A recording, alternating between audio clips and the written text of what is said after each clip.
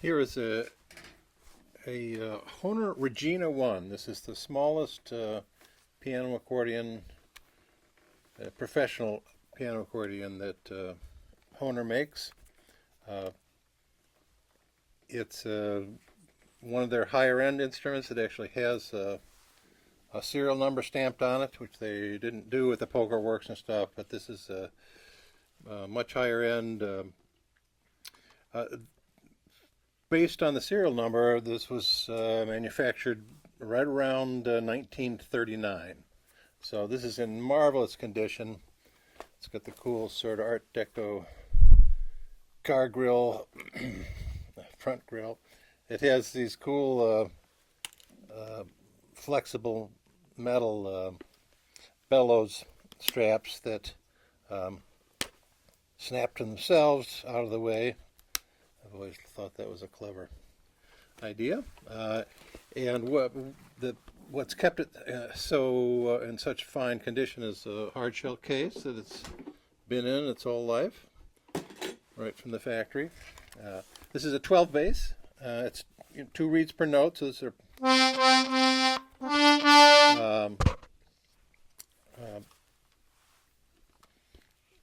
only weighs about 4.5 pounds. I think I have a picture of it sitting on the scale, so it's about the lightest piano accordion you'll find. On the bass side, it has removable reed blocks, which makes it a more normal restoration for me. On the treble side, it's because it's so compact, it's different. I've got a similar Preciosa. This is a diatonic button accordion, also made by Hohner, same era.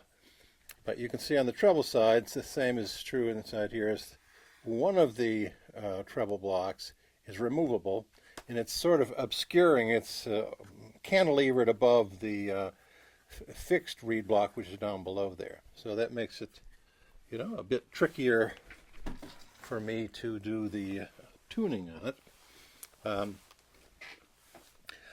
It came with, the original leather valves that were all curled, so all the reed plates were removed, cleaned, and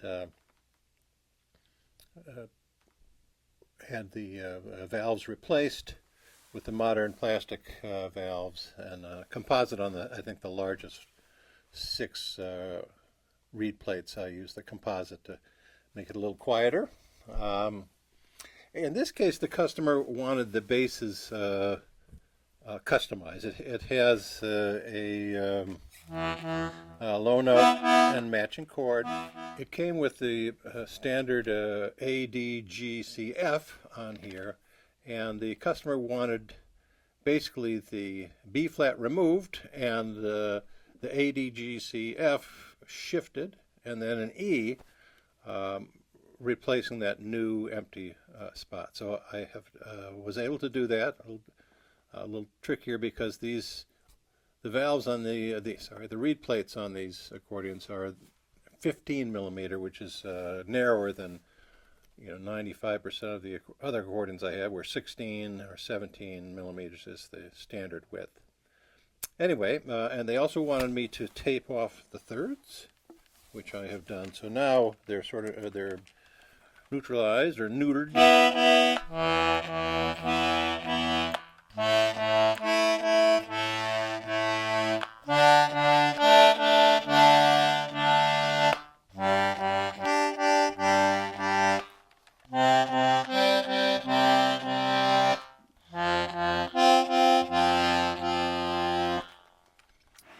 So that's on the bass side.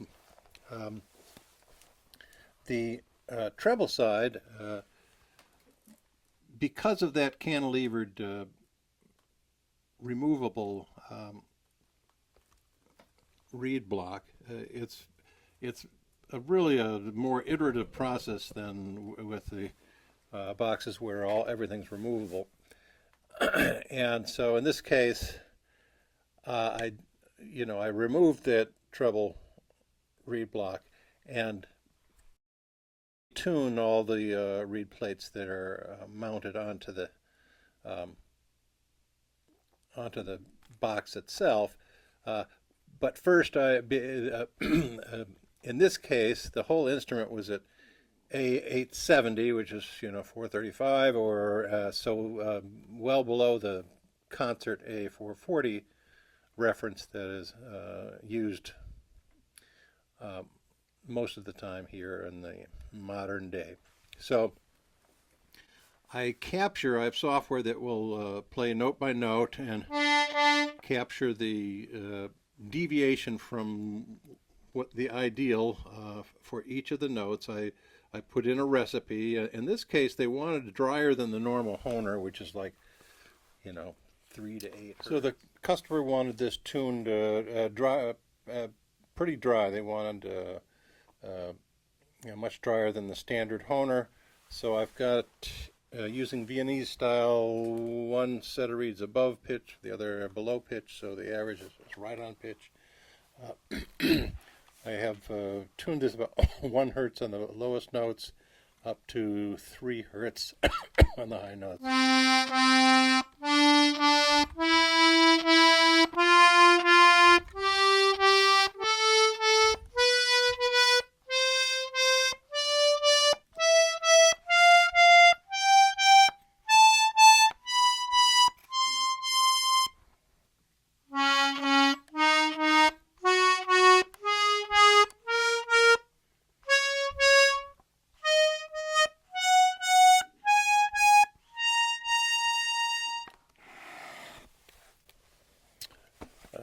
Anyway, so tuning it was, as I said, an iterative process. I had to take the reed block out, tape off the holes that were exposed, and then basically capture in my software the deviation from the desired pitch on all the reeds, take all the reed plates out. I prefer, when I'm going from A435 to A440, to make that major shift on all the reeds in a fixture I have built. So I'm doing this on my Airtable with this, so I can get it very close to the final, because I know what the deviation was while it was in the instrument. So I'm not really, I'm just changing the deviation down to 0 on the reed plate. It then all goes back in to the instrument. After final waxing it, I do have to tune it right on the table. I think I got a picture of the half of the accordion up on the table when I'm doing that. That way, it's when it's on the fixture, I can set the very important reed gap, the gap at the tip of the reed, which affects not only sort of the volume of the note, but to make sure it speaks properly with under both lower light pressure and higher pressure. So that's all done in the fixture. Then when it's in there, I do finish tuning in situ right on the box.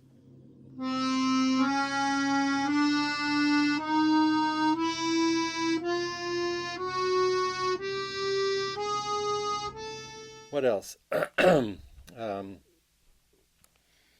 mentioned the bellows straps.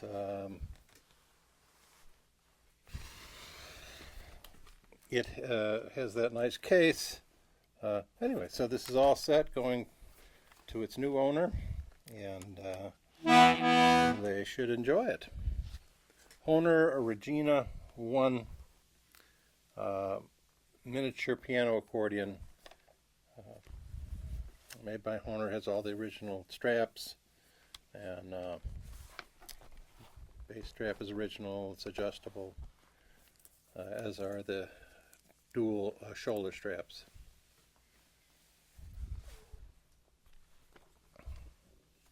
Shout out to John Peluso, who's provided this P84 microphone, PelusoMicrophoneLab.com. Check them out.